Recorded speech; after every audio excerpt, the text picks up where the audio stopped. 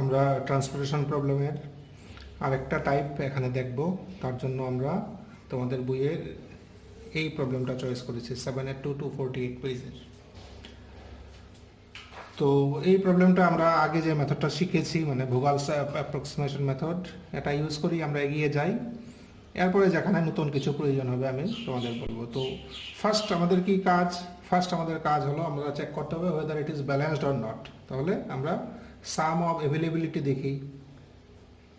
Availability, some of availability কত এখানে? 5 + 10 + 5 মানে আমাদের 20। And some of requirements, and some of requirements, some of requirements equal to কত? 5 + 5 + 10, এটাও 20। কাজেই দি প্রবলেম ইজ ব্যালেন্সড। আমরা শিওর হয়ে গেলাম প্রবলেমটা ব্যালেন্সড। তো এখন আমরা এটা সলভ করা শুরু করি। তো সলভ করার তোমরা জানো যে দুটো স্টেপ। একটা হলো ইনিশিয়াল বেসিক ফিজিবল সলিউশন বের করা, আর একটা হলো অপটিমালিটি চেক। Optimality check. তো আমরা আপাতত ইনিশিয়াল বেসিক ফিজিবল সলিউশন বের করি ইউজিং ভোগালস অ্যাপ্রক্সিমেশন মেথড। তো তার জন্য আমাদের কি করতে হবে? তার জন্য আমরা টেবিল 1 দিয়ে শুরু করি।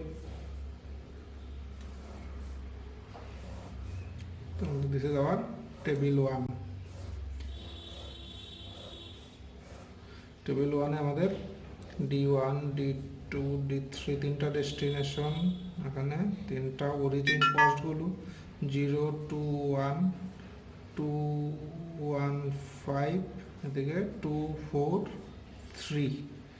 এই হলো কস্ট। অ্যাভেলেবিলিটিগুলো 5, 5, 5, 10। তো কি টেকনিক? টেকনিক হলো আমরা নন নেগেটিভ ডিফারেন্স বের করব for each row and columns. Non negative difference বের করছি। এখানে ডিফারেন্স 1, এখানে ডিফারেন্স 1, এখানে ডিফারেন্স 1, এখানে ডিফারেন্স 2, এখানে ডিফারেন্স 1, এখানেও ডিফারেন্স 2। কাজেই ডিফারেন্সগুলোর মধ্যে ম্যাক্সিমাম হলো 2। তো কোন 2টা নেব? এই 2টা যদি নেই তাহলে এখানে এলোকেশন করতে হবে। আমরা কত করব? 5 আর 10 মানে 5 করব, তাহলে কস্ট হবে 5। আর এই 2টা নিলে এখানে এলোকেশন করব, মানে কস্ট হবে 0। কাজেই এটা নেওয়াটা লজিক্যাল। আমরা এখানে নিচ্ছি, তাহলে এদিকে 5, এদিকে 5। তাহলে আমরা মিনিমাম কোনটা? দুটোই সেম, 5 দিচ্ছি, মানে এই 5ও নীল হয়ে গেল, এই 5ও নীল হয়ে গেল। কাজেই দেখো এখানে একই সাথে অ্যাভেলেবিলিটির পোর্শনটাও শেষ, আবার রিকোয়ারমেন্টের দিকটাও একই সাথে ভেনিশ হয়ে গেল। আমরা আগের যে প্রবলেমগুলো দেখেছি এখানে কিন্তু এটা যদি ভেনিশ হয় এখানে কিছু থাকতো, বা যদি এখানে ভেনিশ হয় এখানে কিছু থাকতো। একই সাথে দুটো কিন্তু আগে হয়নি। এবার এই প্রবলেমে একই সাথে এই রোটাও ভেনিশ হয়ে গেল, এই রোর অ্যাভেলেবিলিটি শেষ, এই কলামে রিকোয়ারমেন্ট শেষ, একই সাথে হয়ে গেল। তো এটাই আমরা পরে গিয়ে দেখব যে একই সাথে যে এখানে রিকোয়ারমেন্ট আর অ্যাভেলেবিলিটি একই সাথে শেষ হয়ে গেল, তার জন্য পরে আমরা আমাদের এক জায়গায় গিয়ে একটা অসুবিধার মধ্যে পড়তে হবে। তো এটার কারণটা আমি বলছি, তার যে কনসিকুয়েন্স কি হবে, এটা জাস্ট একটা লক্ষণ। এই লক্ষণের কিসের পূর্বাভাস?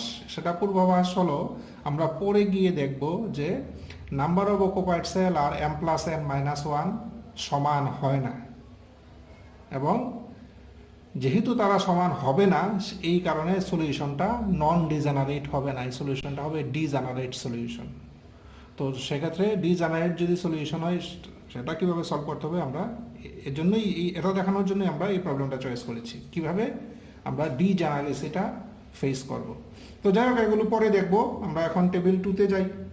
টেবিল 2-তে দেখো আমার কি হলো। টেবিল 2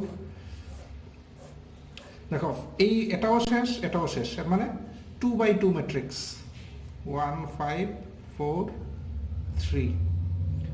আচ্ছা, O2, O3, D2, D3। আচ্ছা, 10, 5, 5, 10। আর আগের মতো নন নেগেটিভ ডিফারেন্স বের করি। নন নেগেটিভ ডিফারেন্স ম্যাক্সিমাম কোনটা? 4। কাজে এখানে আমরা এটা নিলাম। এখানে মিনিমাম কোনটা? এই রোতে এটা মিনিমাম। এখানে 5, এখানে 10, এখানে দেবো 5, সেটা চলে গেল, এটা হয়ে যাবে 5। আচ্ছা, এবার দেখো আরেকটা টেবিলে আমাদের না গেলেও চলে, এখান থেকেই করা যাবে। যেহেতু এখন আমি আগের ভিডিও তোমরা যদি ঠিকঠাক বুঝে থাকো, আমি আর মানে নতুন একটা টেবিল করছি না, যেহেতু তোমরা already habituated with the method. আমরা এখানেই দেখো সলভ করার চেষ্টা করি। এখানে আছে 5, এখানে আছে 5, এই 5টা আমরা এখানে দিই, তাহলে এটা চলে গেল। এই 5টাকে আমরা এখানে দিই, তাহলে এটাও চলে গেল। এদিকে 5 5 10, মানে এটাও কাজে লেগে গেল। কাজেই আমরা দেখো আর নতুন একটা টেবিল, আমরা শুধু এই কলামটা নিয়ে একটা নতুন টেবিল করা যেত। তো যেহেতু তোমরা দুটো প্রবলেম আগে করেছো, এই জন্য আমি এখানেই এটা করে নিলাম। কাজেই দুটো টেবিলের সাহায্যে আমরা ইনিশিয়াল বেসিক ফিজিবল সলিউশনটা বের করলাম। এবার আমরা ইনিশিয়াল বেসিক ফিজিবল সলিউশনটা শো করি টেবিলটার মধ্যে। ইনিশিয়াল বেসিক ফিজিবল সলিউশনটা আমরা শো করি। এটা হলো আমাদের main cost ম্যাট্রিক্সটা, D1, D2, D3, O1, O2, O3। আচ্ছা, কস্টগুলো 0, 2, 1, 2, 1, 5 and 2, 4, 3। এদিকে কত আছে? 5, 5, 10। এদিকে আছে 5, 10, 5। আচ্ছা, এবার আমরা অকুপাইড সেলগুলো দেখি। দেখো 1, 1-এ কি কত আছে? 5। এখানে 2, 2-তে আছে 5, 2, 3-তে আছে 5, 3, 3-তে আছে 5। কাজে this is our initial basic feasible solution. আমরা তাহলে কিভাবে লিখব? x11 হলো 5, x22 হলো 5, x23 হলো 5 and x33 equal to 5। এই হলো আমাদের ইনিশিয়াল বেসিক ফিজিবল সলিউশন। এখন আমরা চেক করব অপটিমালিটি, এর মানে এই সলিউশনটাই কি অপটিমাল সলিউশন কিনা এটা আমরা চেক করব। তো অপটিমালিটি চেকের আগে আমাদের একটা ইম্পর্টেন্ট স্টেপ কি? স্টেপ হলো আমাদের দেখতে হয় যে নাম্বার অফ অকুপাইড সেল কত? 1, 2, 3, 4, 4টা। আর m+n-1, এর মানে number of rho, number of column -1 কত? 5টা। কাজে দেখো যেটা আমি আগে বলেছিলাম, এখানে নাম্বার অফ অকুপাইড সেল আর m+n-1 সমান হয়নি, যে কারণে সলিউশনটা হবে ডিজেনারেট সলিউশন। এবং ডিজেনারেট সলিউশন যদি হয়, তাহলে অপটিমালিটি চেকের সময় আমাদের একটু অন্য একটা মেথড অ্যাডপ্ট করতে হবে। আমাদের যে আগের যে অ্যাজ ইউজুয়াল মেথড, তার থেকে আমাদের একটু নতুন কিছু শিখতে হবে। তো যাই হোক, আমরা অপটিমালিটি চেকে গিয়ে আমরা দেখব এই নতুন মেথডটা। তো আপাতত আমরা কি বুঝলাম? যে ইনিশিয়াল বেসিক ফিজিবল সলিউশন বের করলাম, দেখলাম ইনিশিয়াল বেসিক ফিজিবল সলিউশনটা আমরা দেখলাম যে এটা নন ডিজেনারেট হয়নি। আগে যে কেসগুলো পেয়েছি নন ডিজেনারেট, এবার কিন্তু ডিজেনারেট সলিউশন। কিভাবে বুঝলাম? না, কারণ নাম্বার অফ অকুপাইড সেল আর m+n-1 সমান না। তো এখন এই ডিজেনারেসিটা আমরা কিভাবে ট্রিট করব, এটা আমরা এখন দেখব। তো আমরা অপটিমালিটি চেকে যাচ্ছি। তো অপটিমালিটি চেকের জন্য আমাদের কি করতে হয়? তোমরা আগে দেখেছো যে আমরা কি বের করি? আমরা ইউআই বের করি, আমরা ভিজে বের করি, এবং এই দুটোর সাহায্যে আমরা পরে বের করি ডেল্টা আইজ। এবং এই ডেল্টা আইজের ভ্যালুর উপর ডিপেন্ড করে আমরা ডিসিশন নেই whether the solution is optimal or not. তো এখন আমাদের কাজ হলো তাহলে ইউআই অ্যান্ড ভিজে বের করা। আচ্ছা, ইউআই ভিজে বের করার জন্য আমরা এই টেবিলটা with the initial basic feasible solution আমাদের এখানে একটু লিখতে হবে। আমরা পুরো টেবিলটা একবার এখানে লিখে নিচ্ছি। 2, 1, 5, 2, 4, 3, D1, D2, D3, O1, O2, O3। আচ্ছা, এখানে হলো 5। আমরা ইনিশিয়াল বেসিক ফিজিবল সলিউশনটা দেখে লিখতে পারছি 5, আর এখানে হলো 5। আচ্ছা, এই হলো আমরা ইনিশিয়াল বেসিক ফিজিবল সলিউশনটা লিখলাম গিভেন ট্রান্সপোর্টেশন ম্যাট্রিক্সের মধ্যে। আচ্ছা, এবার আমাদের কাজ হবে ইউআই বের করা, ভিজে বের করা। আচ্ছা, এখন দেখো আমরা যে আগে প্রবলেম দুটো করেছিলাম, সেখানে ইউআই আর ভিজে বের করতে আমাদের কোনো অসুবিধা হয়নি। আমরা প্রত্যেকটা ইউআই অ্যান্ড প্রত্যেকটা ভিজে আমরা বের করতে পেরেছি। বাট এখানে তোমরা চেষ্টা করে দেখবে যে সবগুলো ইউআই অ্যান্ড ভিজে বের হয় না। তোমরা চেষ্টা করে দেখো যে সবগুলো বের করতে পারবে না, হয়তো কয়েকটা বেরোবে, কিন্তু সবগুলো বেরোবে না। তার কি কারণ? তার কারণটা হলো এই যে নাম্বার অফ অকুপাইড সেল আর M plus N minus one সমান না, এই কারণে ইউআই এন্ড ভিজে তোমরা সবগুলো বের করতে পারবে না। তো এর মানে ইউআই এন্ড ভিজে যদি বের করতে হয় আমাদের নাম্বার অফ অকুপাইড সেল আর M plus N minus one সমান বানাতে হবে। তার জন্য আমরা করব কি, আমরা একটা সেলকে বাই ফোর্স আমরা অকুপাইড সেল বানাবো, একটা সেলকে আমরা বাই ফোর্স অকুপাইড সেল বানাবো। তো তখন একটা সেলকে যদি অকুপাইড সেল বানাই সেই ক্ষেত্রে নাম্বার অফ অকুপাইড সেল কত হবে, এক বেড়ে যাবে, মানে 5 হবে, এম প্লাস এন মাইনাস ওয়ানও 5, এর মানে দুটো সমান, তখন ইউআই আর ভিজে বের করতে কোনো অসুবিধা হবে না। কাজে আপাতত আমাদের এইম হলো একটা সেলকে অকুপাইড সেল বানাবো। এখন কোন সেলটাকে অকুপাইড সেল বানাবো, এখানে আনঅকুপাইড তো অনেকগুলো সেল আছে, তার মধ্যে কোনটাকে অকুপাইড বানাবো? তার মেথড হলো আমরা এমন একটা সেলকে অকুপাইড সেল বানাবো যেটা অন্য সেলগুলোর সাথে লুপ ফর্ম করবে না। সাপোজ আমরা এই সেলটাকে যদি অকুপাইড সেল বানানোর চেষ্টা করি, এই সেলটাকে, তাহলে কি হবে দেখো, এই সেলটা এই তিনটা সেলের সাথে কিন্তু লুপ ফর্ম করে যায়। লুপের কি ক্রাইটেরিয়া তোমরা জানো? লুপ মিনস তার টার্নিংগুলো অকুপাইড সেলে হবে। তাহলে এখানে যদি অকুপাইড সেল আমরা বানাই, এখান থেকে একটা লুপ স্টার্ট করলো, এখানে টার্নিং নিতে পারবে, এখানে টার্নিং নিতে পারবে, এখানে টার্নিং নিতে পারবে, কাজেই আবার এখানে ফিরে আসতে পারবে, এর মানে লুপ হয়ে গেল। কাজেই এটাকে অকুপাইড সেল বানানো যাবে না। আমরা এমন সেলকে বানাবো যে সেলটা অন্য সেলের সাথে লুপ ফর্ম করবে না। তাহলে আমরা কোনটাকে নিতে পারি? আমরা এটাকে ট্রাই করে দেখতে পারি। এটাকে যদি অকুপাইড সেল বানাই, দেখো তো লুপ ফর্ম করার কোনো চান্স আছে কি?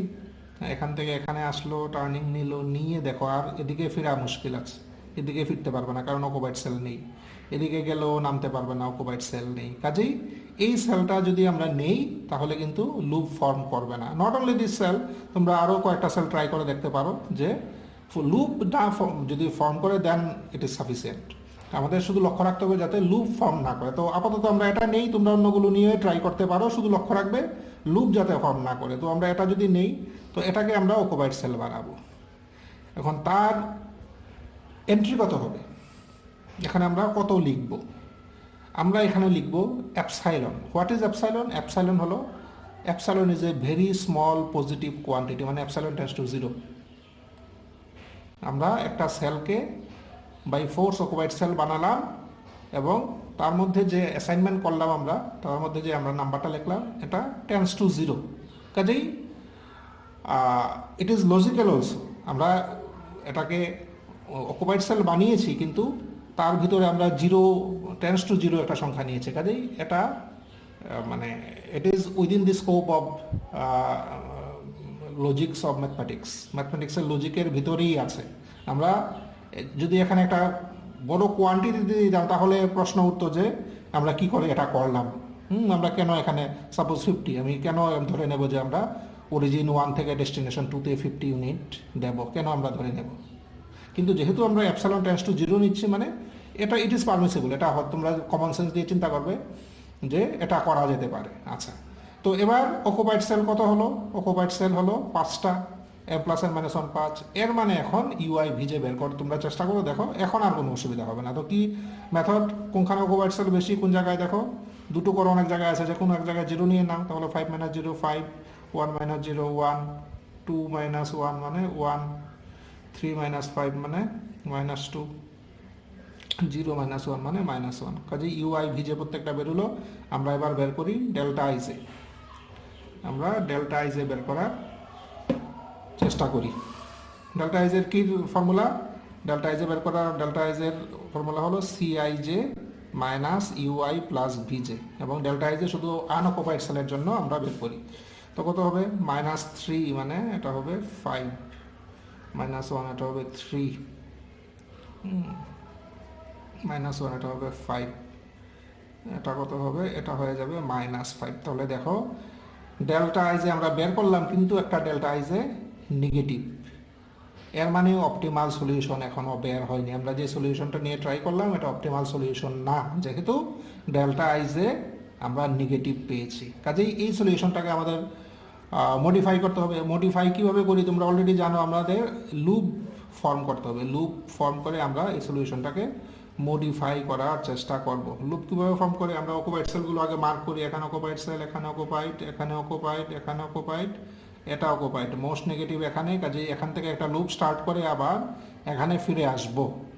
তো দেখো আমরা এইভাবে যেতে পারি, টার্ন যেহেতু অকুপাইড সেল টার্নিং নিতে পারবো, অকুপাইড সেল যেহেতু টার্নিং নিতে পারবো, অকুপাইড সেল টার্নিং নিতে পারবো, আবার ফিরে এলাম, কাজেই একটা লুপ ফর্ম হলো। যেখানে স্টার্ট করলাম যেখান থেকে, এটা হবে plus, alternatively minus, plus, minus. দেখবো মাইনাস যেখানে লিখেছি মিনিমাম কত, এক জায়গায় আছে এপসাইলন, এক জায়গায় 5, ছোট কোনটা এপসাইলন, কাজেই সব জায়গায় আমরা এপসাইলনটা লিখব।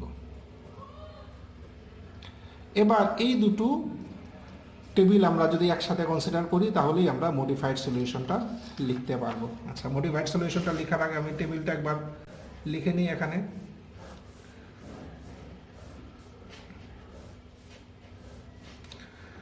D1, D2, D3, O1, O2, O3, কস্টগুলো কত, 0, 2, 1, 2, 1, 5 অ্যান্ড 2, 4, 3, এই হলো কস্টগুলো।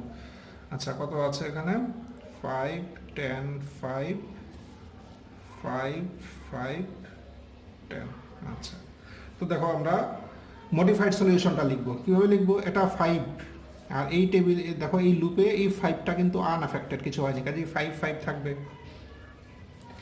এখানে আছে এপসাইলন, এখানে আবার মাইনাস এপসাইলন হয়ে গেল, কাজেই এই সেলটা আনঅকুপাইড হয়ে যাবে। আগে অকুপাইড ছিল, এখন 0 হয়ে গেল, মানে আনঅকুপাইড। এটা কিছু ছিল না, আনঅকুপাইড ছিল, এখানে বক্সে কিছু নেই, আনঅকুপাইড। এবার আসলো প্লাস এপসাইলন, মানে আলটিমেটলি এটা এপসাইলন হবে। আচ্ছা, এই সেলটা আগে ছিল 5, এবার প্লাস এপসাইলন হলো, মানে 5 প্লাস এপসাইলন, 5 প্লাস এপসাইলন। এই সেলটা আগে ছিল 5, এবার মাইনাস এপসাইলন হলো, মানে 5 মাইনাস এপসাইলন। এই সেলটা 5 ছিল, এটা আনএফেক্টেড, মানে এই সেলটা 5ই থাকবে। কাজেই নতুন সেট অফ সলিউশন আমরা পেয়ে গেছি। এবার আমরা এই নতুন সেট অফ সলিউশনের জন্য আবার অপটিমালিটি চেক করব, দেখব যে এই সলিউশনটা কি অপটিমাল সলিউশন কিনা।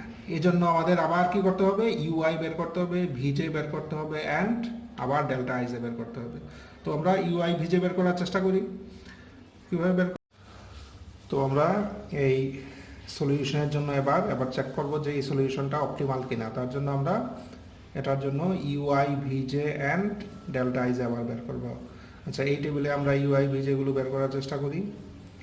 তো এই টেবিলটা আমরা এখানে ড্র করলাম। কস্টগুলো কত, 0, 2, 1, 2, 1, 5 অ্যান্ড 2, 4, 3। আচ্ছা, এগুলো লাগবে না, D1, D2, D3, O1, O2, O3, এগুলো হলো ইউআই, এগুলো হলো ভিজে। আচ্ছা, এবার দেখো আমরা ইয়েগুলো করি, অকুপাইড সেলগুলো মার্ক করি। এখানে 2, এখানে এপসাইলন, এখানে 5 মাইনাস এপসাইলন, এখানে 5, এখানে 5 প্লাস এপসাইলন, এই মোটামুটি অকুপাইড সেল। তো আমরা কীভাবে করবো, ইউআই ভিজে কীভাবে বের করে, অকুপাইড সেল বেশি কোথায়, এখানে 3টা অকুপাইড সেল আছে, কাজেই আমরা তার জন্য এখানে 0 নেই, কাজেই এটা হবে 1 মাইনাস 0, 5 মাইনাস 0, 3 মাইনাস 0, 0 মাইনাস 1 মানে মাইনাস 1, 1 মাইনাস 5 মানে মাইনাস 4। কাজেই সবগুলো ইউআই অ্যান্ড সবগুলো ভিজে আমাদের বেরিয়ে গেল। এবার আমরা বের করবো ডেল্টা আইজে। তো ডেল্টা আইজে আমরা আনঅকুপাইড সেলের জন্য ডেল্টা আইজে বের করছি, তাহলে কত হবে, 5, দুটোর সাম 2, এটা 0, এই দুটোর সাম 4, বিয়োগ করলে -2, এই দুটোর সাম -3, বিয়োগ করলে 5। কাজে দেখলাম এই সেকেন্ড সলিউশনের জন্য আমরা অপটিমালিটি চেক করে দেখলাম যে ডেল্টা আইজে এখনও নেগেটিভ আছে, মানে অপটিমাল সলিউশন এখনও বের হয়নি। কাজে দেখো আমরা আমাদের ফার্স্ট অ্যাটেম্পটও হয়নি, সেকেন্ড অ্যাটেম্পটও হলো না, কাজে এই সলিউশনটা আমরা আবার মডিফাই করব। কীভাবে মডিফাই করে তোমরা জানো, আমরা লুপ ইউজ করব। আগে অকুপাইড সেলগুলো মার্ক করি, এটা অকুপাইড, এটা occupied, occupied, occupied, occupied, most negative এখানে, কাজে এখান থেকে লুপ স্টার্ট করব, আবার এখানে ফিরে আসবো। কিভাবে করা যায় দেখো, আমরা এইভাবে যেতে পারি, এইভাবে যেতে পারি, এইভাবে আসতে পারি। দেখো এখানে যেহেতু অকুপাইড সেল আছে টার্নিং হবে পসিবল, কাজে আমরা এইভাবে করি অ্যান্ড দিস। এই হলো আমাদের একটা লুপ, যেখান থেকে স্টার্ট হয়েছে এখানে প্লাস, অল্টারনেটিভ মাইনাস প্লাস। এবার যেখানে মাইনাস বসিয়েছি দুটো জায়গায় মাইনাস আছে, এই দুটো জায়গায় অকুপাইড সেলে কী কী আছে? 5 আছে, 5 মাইনাস এপসিলন আছে। ছোট কোনটা? 5 মাইনাস এপসিলন, কাজেই আমরা 5 মাইনাস এপসিলন সব জায়গায় 5 মাইনাস এপসিলন লিখলাম, 5 মাইনাস এপসিলন, 5 মাইনাস এপসিলন। এবার এই দুটো টেবিল আমরা একসাথে কনসিডার করি, করলেই আমরা নতুন আবার মডিফাইড সলিউশন, মানে দিস ইজ আওয়ার থার্ড অ্যাটেম্পটে দেখি এখন কি হয়। তো নতুন নিউ সেটস অফ সলিউশন আছে, কস্টগুলো লিখে নিই, 0 2 1 2 1 5 অ্যান্ড 2 4 3। আচ্ছা, আমরা দেখো এখানে 5 ছিল, এবার 5 মাইনাস এপসাইলন যদি সাবট্রাক্ট হয় আলটিমেটলি রেজাল্ট কত? এপসাইলন। এখানে এপসাইলন তার সাথে 5 minus epsilon, ultimately result is 5। এখানে 5 প্লাস এপসাইলন, তার কোনো এফেক্ট হয়নি, কাজেই 5 প্লাস এপসাইলন থাকবে। এখানে 5 মাইনাস এপসাইলন সাবট্রাক্ট হয়ে গেল, কাজেই এটা এবার আনঅকুপাইড হয়ে যাবে। এটা আগে ছিল অকুপাইড, এবার এটা আনঅকুপাইড হয়ে গেল। এই সেল দেখো এখন আগে ছিল আনঅকুপাইড, এবার 5 প্লাস এপসাইলন অ্যাড হলো, কাজেই এটা হবে এবার অকুপাইড হবে। আগে ছিল আনঅকুপাইড, এবার এটা অকুপাইড হবে। আচ্ছা, এই 5 এর কোনো এফেক্ট হয়নি, এই 5ই থাকবে। This is our new source of solution. এবার এই সলিউশনের জন্য আমরা আবার অপটিমালিটি চেক করি, আর মানে ইউআই ভিজে বের করবো ফর অকুপাইড সেল। অকুপাইড সেলের জন্য ইউআই ভিজে কীভাবে স্টার্ট করতে হয়, আমরা ম্যাক্সিমাম অকুপাইড সেল যেখানে আছে, ধরো এখানে দুটো, আমরা এখানে 0 নিয়ে নিতে পারি। কাজেই 1 মাইনাস 0 1 2 মাইনাস 0 মানে 2, 0 মাইনাস 2 মানে মাইনাস 2, 1 মাইনাস মাইনাস 2 মানে 3, 3 মাইনাস 3 মানে 0। কাজেই ইউআই ভিজে আমরা সবগুলো বের করলাম। এবার আমরা আনঅকুপাইড সেলগুলোর জন্য বের করব ডেল্টা আইজে। তোমরা অলরেডি জানো কীভাবে বের করে, দিস প্লাস দিস মানে 1, সাবট্রাক্ট করলে 3, দিস প্লাস দিস 2, সাবট্রাক্ট করলে 0, দিস প্লাস 3 সাবট্রাক্ট করলে 2, this plus this minus 1, subtract করলে 3।